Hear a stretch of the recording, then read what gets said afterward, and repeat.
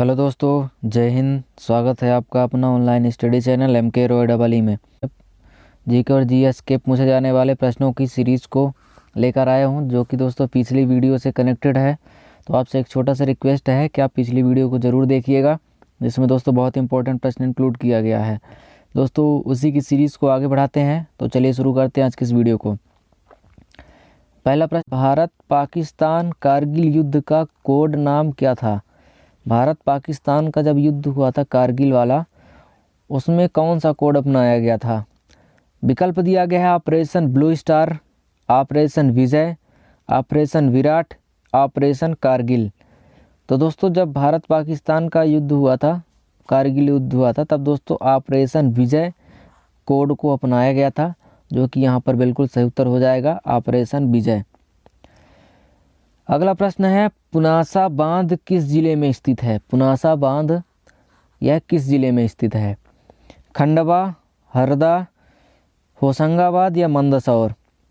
पूछा गया है पुनासा बांध किस जिले में स्थित है। तो सही उत्तर हो जाएगा दोस्तों खंडवा। याद रखिएगा, खंडवा में पुनासा बांध स्थित है, जो कि बिल्कुल सही उत्तर हो जाएगा। दोस्तों एक छोटा सा रिक्वेस्ट है कि आप चैनल को सब्सक्राइब कर लीजिएगा और बेल आइकन को प्रेस कर लीजिएगा, और वीडियो अच्छी लगी हो तो लाइक ज़रूर करिएगा। प्रश्न पूछा गया है, बल, द्रव्यमान और त्वरण के बीच क्या संबंध है? बल बराबर द्रव्यमान अपॉन त्वरण, बल बराबर द्रव्यमान गुणे त्वरण, बल बराबर द्रव्यमान प्लस त्वरण, बल बराबर द्रव्यमान माइनस त्वरण। बल, द्रव्यमान और त्वरण के बीच क्या संबंध होगा? तो सही उत्तर हो जाएगा दोस्तों, बल बराबर होता है द्रव्यमान गुणे त्वरण।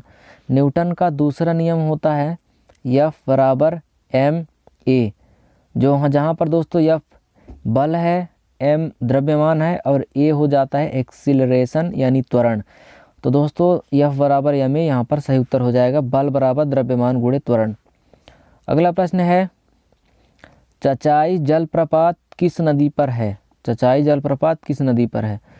ताप्ती, बेतवा, सिंध या बीहड़? तो इसका सही उत्तर होगा बीहड़ पर। चचाई जलप्रपात दोस्तों बीहड़ नदी पर स्थित है, जो कि मध्य प्रदेश के रीवा जिले में है। तो याद रखिएगा, बीहड़ नदी यहाँ पर सही उत्तर हो जाएगा। अगला प्रश्न है, विज्ञान में किसी वस्तु के धकेलने या खींचने को कहा जाता है? किसी वस्तु को धकेलना या खींचना को क्या कहा जाता है? चुनना, उठाना, बल या बंद करना? तो यहाँ पर सही उत्तर हो जाएगा दोस्तों बल। किसी वस्तु को धकेलना या खींचना दोस्तों बल कहलाता है। बल की ये परिभाषा ये होती है दोस्तों कि यदि किसी वस्तु पर कोई फोर्स लगाकर, यानी उसके स्थिति में परिवर्तन कर दिया जाए, यानी कि यहाँ से खिसका कर यहाँ कर दिया जाए, तो दोस्तों वहाँ पर कुछ किया गया कार्य बल कहलाता है। तो दोस्तों यह पूछा गया है, किसी वस्तु को धकेलना या खींचने को कहा जाता है बल। तो यहाँ पर सही उत्तर हो जाएगा बल दोस्तों, जिसकी परिभाषा होती है F बराबर ma। आपने पिछले प्रश्न में देखा है। अगला प्रश्न है, निम्नलिखित में से किससे विटामिन सी बड़ी मात्रा में प्राप्त होता है? किनसे दोस्तों विटामिन सी बड़ी मात्रा में प्राप्त होता है? विकल्प दिया गया है आलू, खट्टे फल, केला या मांस। तो दोस्तों विटामिन सी सबसे ज़्यादा किससे प्राप्त होता है? तो यहाँ पर सही उत्तर हो जाएगा खट्टे फल।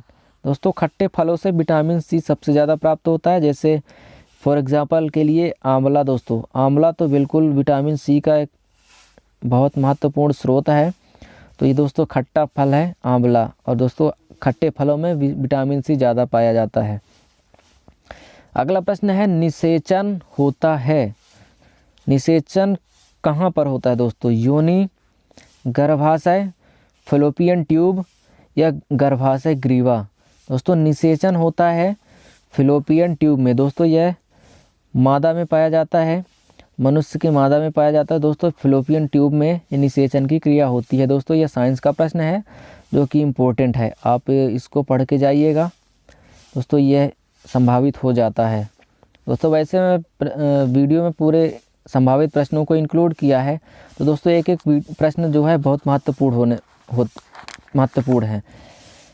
अगला प्रश्न है, कूलाम किसकी इकाई है? कूलाम पूछा गया है किसकी एसआई इकाई है?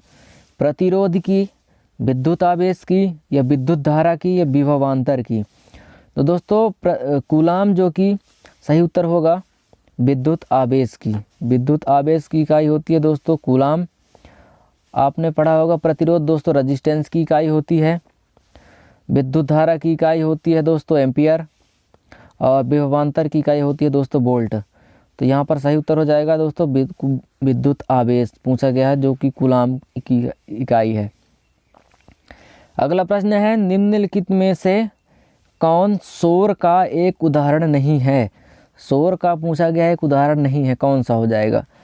विकल्प दिया गया है, विस्फोट से ध्वनि, कारखानों से ध्वनि, वाहनों से ध्वनि, या संगीत वाद्य यंत्र से ध्वनि। तो दोस्तों शोर का एक उदाहरण कौन सा नहीं है? तो चलिए इसका उत्तर देखते हैं। इसका सही उत्तर हो जाएगा दोस्तों संगीत वाद्य यंत्र से ध्वनि। दोस्तों शोर की परिभाषा होती है कि जो ऊंची ध्वनि होती है, जो अवांछनीय होती है, जो मनुष्य के कानों को प्रिय नहीं लगती है, वो दोस्तों शोर का उदाहरण होता है। फॉर एग्जाम्पल जैसे विस्फोट से उत्पन्न ध्वनि, ये शोर का उदाहरण है। कारखानों से जो ध्वनि उत्पन्न होती है, इसमें भी शोर होता है। वाहनों से जो ध्वनि होती है दोस्तों, वो भी शोर का उदाहरण है। जबकि संगीत वाद्य यंत्रों से दोस्तों ये सुरीली और मीठी आवाज़ निकलती है, जो मानव के कान को प्रिय लगती है। तो दोस्तों यह शोर का उदाहरण नहीं है। तो यहाँ पर सही उत्तर हो जाएगा दोस्तों संगीत वाद्य यंत्र से ध्वनि। अगला प्रश्न है, सार्वभौमिक संकेतकों में 4 से 5 का पीएच इंगित करता है। दोस्तों जो पीएच स्केल होती है, जो 0 से लेकर 7 तक होती है और इधर 14 तक होती है। तो दोस्तों सार्वभौमिक संकेतक 4 और 5 का पीएच मान इंगित क्या करता है? विकल्प दिया गया है, प्रबल क्षार, दुर्बल अम्ल, दुर्बल क्षार, या प्रबल अम्ल। तो दोस्तों कौन सा उत्तर हो जाएगा? तो यहाँ पर सही उत्तर हो जाएगा दोस्तों दुर्बल अम्ल। दुर्बल अम्ल दोस्तों 4 से लेकर 5 तक के बीच इंगित करता है। फॉर एग्जांपल देखते हैं, ये एक पीएच स्केल है, यहाँ पर हो जाएगा 7 जो दोस्तों होता है पानी का, यहाँ पर 7, यहाँ पर 0।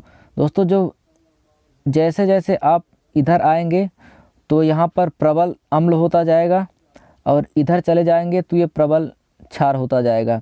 तो दोस्तों यहाँ पर 4 और 5 लगभग 7 के लगभग पूछा गया। तो दोस्तों यहाँ पर आते आते दुर्बल हो जाएगा, यहाँ पर दोस्तों प्रबल होता है। तो दोस्तों यहाँ पर दुर्बल अम्ल बिल्कुल सही उत्तर हो जाएगा।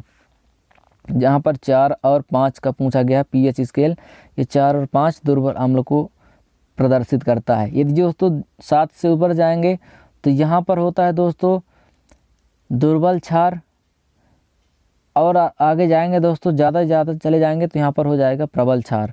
तो सही उत्तर हो जाएगा यहाँ पर दोस्तों दुर्बल अम्ल, जो कि 4 या 5 को इंगित करता है। अगला प्रश्न है, कितने हर्ट्ज की आवृत्ति मनुष्य के लिए श्रव्य नहीं है? कितने हर्ट्ज की आवृत्ति दोस्तों मनुष्य का कान जो कि सुन नहीं सकता है? विकल्प दिया गया है 100 हर्ट्ज, 18,000 हर्ट्ज, 20,000 हर्ट्ज, या 22,000 हर्ट्ज। तो सही उत्तर हो जाएगा दोस्तों यहाँ पर 22,000 हर्ट्ज की आवृत्ति की जो दोस्तों ध्वनि होती है, वह मनुष्य के कान सुन नहीं सकते हैं। मनुष्य के कानों की जो सुनने की क्षमता होती है दोस्तों 20 से लेकर 20,000 हर्ट्ज तक होती है, जो कि दोस्तों इस रेंज से ज़्यादा दिया गया है यहाँ पर 22,000 हर्ट्ज, जो कि सही उत्तर हो जाएगा। यहाँ पर यह श्रव्य ध्वनि नहीं है। अगला प्रश्न है, पृथ्वी की भूपर्पटी में सबसे प्रचुर तत्व है। पृथ्वी की जो भूपर्पटी होती है दोस्तों, भूपर्पटी होता है ऊपर वाला केंद्र, ऊपर वाला, और ये भूपर्पटी, ये प्रवार, ये क्रोड। तो दोस्तों पूछा गया है पृथ्वी की भूपर्पटी में सबसे प्रचुर मात्रा में कौन सा तत्व पाया जाता है? तो दोस्तों यहाँ पर पूछा गया है जो पृथ्वी का ये वाला एरिया है, यहाँ पर कौन सा तत्व सबसे ज़्यादा पाया जाता है? विकल्प दिया गया है सिलिकॉन, नाइट्रोजन, ऑक्सीजन, या कैल्शियम। तो सही उत्तर हो जाएगा दोस्तों ऑक्सीजन। यहाँ पर दोस्तों पृथ्वी का ऑक्सीजन सबसे अधिक प्रचुर मात्रा में पाया जाता है। दोस्तों कुछ इम्पोर्टेंट फैक्ट है, सबसे प्रचुर तत्व ऑक्सीजन है, जो कि दोस्तों पृथ्वी की भूपर्पटी में सबसे प्रचुर तत्व पाया जाता है। और यह दोस्तों ऑक्सीजन पृथ्वी के द्रव्यमान का लगभग 47% बना रहा है। मतलब पृथ्वी का जो द्रव्यमान है दोस्तों लगभग आधा, उसका आधा दोस्तों ऑक्सीजन का द्रव्यमान ही है। ब्रह्मांड में दोस्तों पूछा जाए तो हाइड्रोजन सबसे प्रचुर तत्व है। यदि पृथ्वी पर पूछा जाता है दोस्तों तो ऑक्सीजन होगा, ब्रह्मांड में पूछा जाता है तो हाइड्रोजन सबसे प्रचुर तत्व है। दोस्तों हाइड्रोजन ब्रह्मांड के द्रव्यमान का लगभग 3/4 हिस्सा बना है। कहने का मतलब ये है कि लगभग पूरा भाग घेरे हुए है ब्रह्मांड को हाइड्रोजन। इसके बाद आता है दोस्तों हीलियम, जो कि 25% तक दूसरे स्थान पर है। ये दोस्तों ब्रह्मांड की बात है, ये दोनों ब्रह्मांड के हैं तीनों। जबकि यहाँ पर पृथ्वी का पूछा गया है तो ऑक्सीजन यहाँ पर सही उत्तर हो जाएगा। कंफ्यूज मत होइएगा पृथ्वी या ब्रह्मांड में। अगला प्रश्न है, लाफिंग गैस को रासायनिक रूप से किस रूप में जाना जाता है? लाफिंग गैस दोस्तों किस रूप में जाना जाता है? विकल्प दिया गया है carbon dioxide, nitrous oxide, nitric oxide या सल्फर डाइऑक्साइड। जो लाफिंग गैस होती है दोस्तों किस रूप में जानी जाती है? तो यहाँ पर सही उत्तर हो जाएगा नाइट्रस ऑक्साइड। नाइट्रस ऑक्साइड का दोस्तों सूत्र होता है N2O। इसको लाफिंग गैस के रूप में जाना जाता है दोस्तों। इस गैस को सूंघ लेने से दोस्तों व्यक्ति जो होता है वो ज़्यादा देर तक हंसता रहता है, इसीलिए नाइट्रस ऑक्साइड को लाफिंग गैस के नाम से भी जाना जाता है। इसका रासायनिक फार्मूला होता है दोस्तों N2O, याद रखिएगा। अगला प्रश्न है, भोजन के प्रति इकाई द्रव्यमान से अधिक कैलोरी देता है वह भोजन कौन सा है? प्रति इकाई द्रव्यमान से अधिक कैलोरी देता है दोस्तों, वह कौन सा है? प्रोटीन, कार्बोहाइड्रेट, वसा या जल? भोजन के प्रति इकाई द्रव्यमान से अधिक कैलोरी देने वाला दोस्तों भोजन का कौन सा है? तो यहाँ पर सही उत्तर हो जाएगा वसा। दोस्तों इकाई द्रव्यमान से अधिक, जिसको फैट बोला जाता है दोस्तों, जब फैट जमा होने लगता है तो आदमी का वजन बढ़ने लगता है दोस्तों, उसमें वसा की मात्रा अधिक होती है। तो यहाँ पर दोस्तों वसा बिल्कुल सही उत्तर होगा। अगला प्रश्न है, एक तटस्थ प्रक्रिया में प्राप्त उत्पाद क्या है? रासायनिक प्रक्रिया में जो प्राप्त उत्पाद होते हैं दोस्तों क्या होते हैं? अम्ल और लवण और पानी, क्षार और पानी। दोस्तों रासायनिक प्रक्रिया में जो उत्पाद प्राप्त होता है वो प्राप्त होता है लवण और पानी। यहाँ पर सही उत्तर होगा। तो यदि प्रश्न आए तो आप इसको टिक करके आइएगा। अगला प्रश्न है, न्यूटन के गति के प्रथम नियम को क्या कहा जाता है? न्यूटन के जो 3 नियम दिए गए हैं उसका प्रथम नियम क्या कहता है? संवेग का नियम, बल का नियम, जड़त्व का नियम या ऊर्जा संरक्षण का नियम? दोस्तों जो न्यूटन के गति का प्रथम नियम है वह जड़त्व का नियम कहा जाता है। जड़त्व का नियम बिल्कुल सही होगा। न्यूटन के प्रथम नियम के अनुसार यदि कोई वस्तु विराम अवस्था में है तो विराम अवस्था पे ही रहेगी जब तक उस पर कोई बाह्य बल ना लगाया जाए। यदि कोई गतिशील अवस्था है तो वह गतिशील में ही रहेगी जब तक उसमें बाह्य बल लगाकर उसको रोका ना जाए। तो दोस्तों इसमें पहला नियम कहता है जो कि जड़त्व का नियम कहलाता है। तो सही उत्तर होगा यहाँ पर जड़त्व का नियम। अगला प्रश्न है, रक्त में शर्करा के स्तर में वृद्धि का पता लगाया जाता है।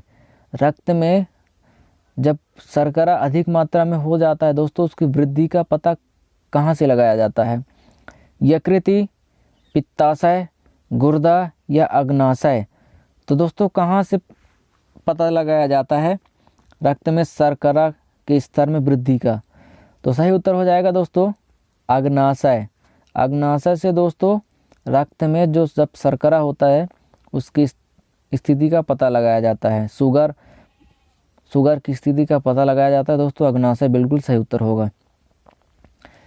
अगला प्रश्न है, वह बल जिसके कारण ब्रह्मांड में हर पिंड एक दूसरे को आकर्षित करता है। पूरे ब्रह्मांड में एक दूसरे को आकर्षित करने वाला वह बल कौन सा है? विद्युत चुंबकीय बल, परमाणु बल, प्रतिकर्षण बल या गुरुत्वाकर्षण बल? तो सही उत्तर हो जाएगा यहाँ पर गुरुत्वाकर्षण बल। दोस्तों ब्रह्मांड में जो पिंड होते हैं वो एक दूसरे को आकर्षित करते हैं, उनके अंदर दोस्तों गुरुत्वाकर्षण बल लगता है, जो कि सही उत्तर हो जाएगा। तो दोस्तों आज के प्रश्न कैसे लगे आप अपनी राय ज़रूर बताइएगा और वीडियो को लाइक ज़रूर कर दीजिएगा और चैनल को सब्सक्राइब नहीं किया है तो सब्सक्राइब कर दीजिएगा आप। तो दोस्तों मिलते हैं अगली वीडियो में और शानदार प्रश्नों के साथ, तब तक के लिए सब्सक्राइब ज़रूर कर दीजिएगा।